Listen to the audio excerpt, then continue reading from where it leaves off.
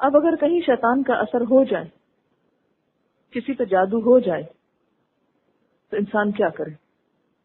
آپ نے دیکھا ہوگا کہ بہت سارے لوگ جادو کے توڑ کے لیے، جنات نکلوانے کے لیے عاملوں کے پاس جاتے ہیں اور غیر شرعی طریقے اختیار کرتے ہیں. وہ پھر ان سے کہتے ہیں بکرا لاؤ، اس کو ذبح کرو، اس کا خون لو، مختلف بال لاؤ، اس طرح کی بہت سی چیزیں، پھر ہزاروں روپے ان سے بٹور لیتے ہیں. بسا اوقات وہ پتلے بنا کے تو ان کے اوپر سوئیاں لگاتے ہیں، بہت کچھ کرتے ہیں. تو اس کے لیے ایک تو یہ ہے کہ اس کا توڑ شرعی طریقے سے ہونا چاہیے، غیر مسنون اور غیر شرعی طریقے اختیار نہیں کرنے چاہیے، کیونکہ جان تو گئی، ایمان نہ جائے. انسان کا نقصان تو ہوا، بیماری ہوئی یا تکلیف ہوئی، لیکن ایمان نہ جائے. اس کے لیے نبی صلی اللہ علیہ وسلم نے جہاں مختلف علاج بتائے ہیں یا کچھ علاج قرآن پاک سے تجویز کیے جاتے ہیں، اس کے ساتھ ساتھ کچھ اور طریقے بھی بتائے گئے ہیں. جیسے کھجوریں کھانا کیا تھا، ایک دفاعی طریقہ ہے، اور اگر ہو بھی چکا ہو کوئی ایسا اثر تو مزید اس طریقے کو جاری رکھا جا سکتا ہے.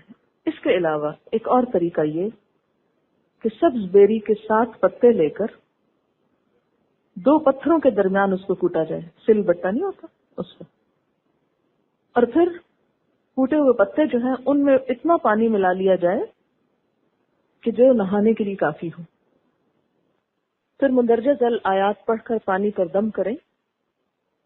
ان آیات کو اعوذ باللہ من الشیطان الرجیم پڑھ کر پڑھا جائے گا. ان آیات کا حوالہ نوٹ کر لیجئے. سب سے پہلے آیت الکرسی، اس کے بعد سورۃ الاعراف کی آیت نمبر 117 سے 122 تک، پھر سورۃ یونس کی آیت نمبر 79 یعنی 79 سے 82 آیت تک، 82 تک. اس کے بعد سورۃ طٰہٰ کی آیت نمبر 65 سے 70 تک یعنی 65 سے 70 تک. علاوہ ازیں معوذتین اور سورۃ الکافرون اور سورۃ اخلاص بھی، یعنی چاروں کل.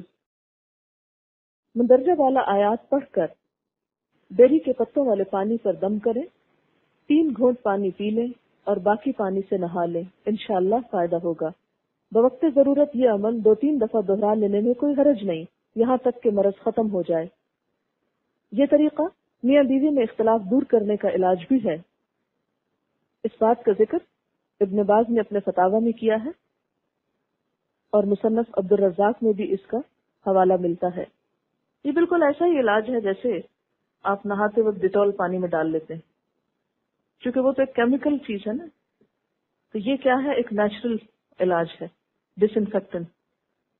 آپ نے دیکھا ہوگا کہ مردے کو بھی بیری کے پتے ابال کر نہلایا جاتا ہے صفائی کے لیے. پہلے زمانے میں صابن نہیں ہوتا تھا، تو صابن کا کام کس سے لیا جاتا تھا؟ بیری کے پتے. اچھا یہ کیوں؟ آپ کو ابھی میں نے بتایا نا کہ جہاں گندگی ہوتی ہے، نجاست ہوتی ہے، وہاں پر جنات آتے ہیں، جادو کا اثر ہوتا ہے. تو اس اثر کو دور کرنے کے لیے کیا ضروری ہے کہ بیمار کو نہلایا جائے، اس پہ پانی ڈالا جائے اور اس کی خوب صفائی کی جائے، اور اس کے لیے بیری کے پتے استعمال کیے جائیں.